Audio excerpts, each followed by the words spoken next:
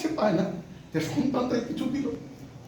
এটা তোমরা এখন বুঝবা না, বাবা হইলে বুঝবা যে সন্তানের যে বাবাকে কিছু দেওয়াটা এটা যে কি একটা জিনিস, যে আমার সন্তান নিজের পায়ে দাঁড়াতে পারছে।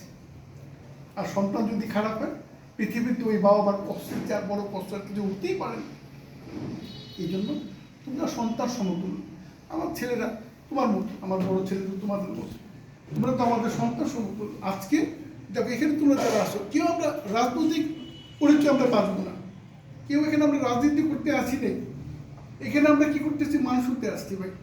এখানে আমি কে কি হয়তো একটা দল করতে পারবো, হইতেই পারে, ব্যক্তিগত হইতে পারে, কিন্তু এখানে আমরা দলমত নির্বিশেষে সব বাদ দিয়ে আমি কাজটা শিখে কিছু উপার্জনের রাস্তা করতে হবে, আমার উপার্জনের রাস্তা বের করতে হবে। রাষ্ট্র এই জন্য তোমার দায়িত্বটা নিয়েছে। যখন তুমি উপার্জন করতে পারবা, বাবা যেমন চোখে পানি ফেলে, রাষ্ট্র তোমার এটা দেখে রাষ্ট্র খুশি হবে, পুরো পৃথিবীকে বলবে যে দেখো আমার দেশ ভিক্ষার দেশ না, আমার দেশ আমার দেশের ছেলেরা মেয়েরা উপার্জন করতে পারে। আজকে জাপান বলো, জাপান, কোরিয়া, বিভিন্ন দেশ যারা কারিগরি শিক্ষায় যারা দক্ষ, তাদেরকে তাদের দেশে আমরা যাই, আমরা যে কাজ করি কেন করি, তাদের আর্থিকভাবে তারা অনেক স্বাবলম্বী, কিন্তু আমরা তো সেরকম হতে পারিনি। কিন্তু আজকে আমাদের হইতে হবে, আজকে আমরা হইতে হবে ইনশাআল্লাহ। আমরা ওদের কাছে হাত পাতবো না, বরঞ্চ আমাদের ছেলে মেয়ে তারা বড় হয়ে কি করবে, তা ওই দেশগুলোকে এখানে এসে কাজ করবে। যাক, কথা বললে অনেক বলা যায়, তোমরা বিরক্ত বোধ করতেছো যে স্যার কত কথা বলে খাওয়ার সময় দুপুরবেলা। হ্যাঁ বাবারা, তোমরা বিরক্ত হবে না। আজকে আমরা তোমাদের জন্য এসেছি, তোমাদের ভবিষ্যৎটা ভালো হোক।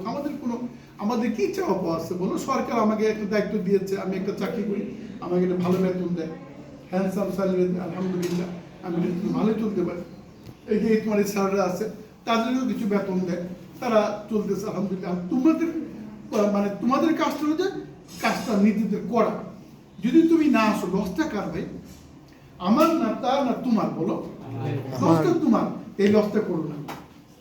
বাবা তার সন্তানকে রাগ করে কথা বললেও বলে যে ফজর সময়টা নামাজ বই নিয়ে বসো, সে রাগ করে, মাঝে মধ্যে রাগ করে কেন? সন্তানের ভবিষ্যৎ ভালোর জন্য। আমাদের এক অফিসার বলে যে ভাই, আমার বাপ ওই দিন আমাকে এরকম একটা ক্রিকেটের ব্যাট নিয়ে পিটাতে আসছিল, আর যদি তুমি ক্রিকেট খেলতে চাও তাহলে কিন্তু বাইরে তোর মেরে ফেলবো, ক্রিকেট খেলা দেবো না, ভালো করে পড়াশোনা করো। সে বলে যে আমি সেই দিন ক্রিকেট খেলা বন্ধ করে পড়াশোনা করলাম। আজকে বাবার কথা মনে পড়ে, বাবা যদি রাগটা না দেখাতেন তাহলে আজকে আমার এই পর্যন্ত আমি আসতে পারতাম না।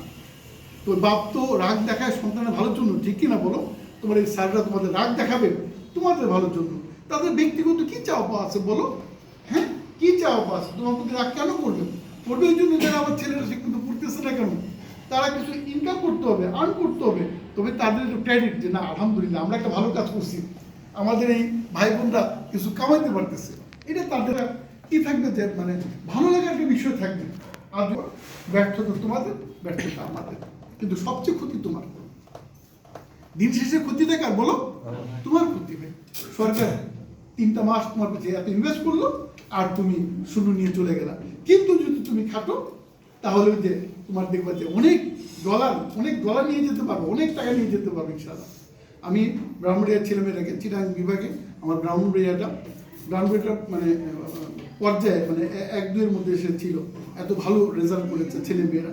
রেজাল্টটা কি? তারা ইনকাম করেছে, কাজটা শিখেছে, দক্ষ হয়েছে, তারা দক্ষ হয়েছে, তারা কাজটা শিখেছে, ভালো করতে পেরেছে, তাদের ভবিষ্যৎ ভালো হয়েছে। এটাকে আমাদের চাই না বলো? আমরা চাই। আমি তো বলেছি যে ইনশাল্লাহ আমার হবিগঞ্জ আমার বেশি দিন হয়নি, হয়তো কতদিন, 1 মাস হয়নি, অর্ধেক নভেম্বরের 17 তারিখে শুরু করলাম কাজ।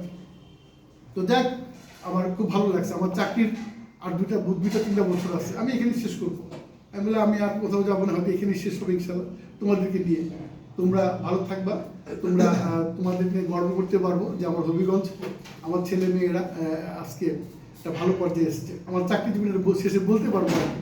তো আজকে পর্যন্তই, নেক্সট ইনশাল্লাহ আবার তোমাদের দেখা হবে, আবার কিছু কথা বলবো, কিছু রাগে বলবো, কিছু শাসনে বলবো, কিছু আদরে বলবো।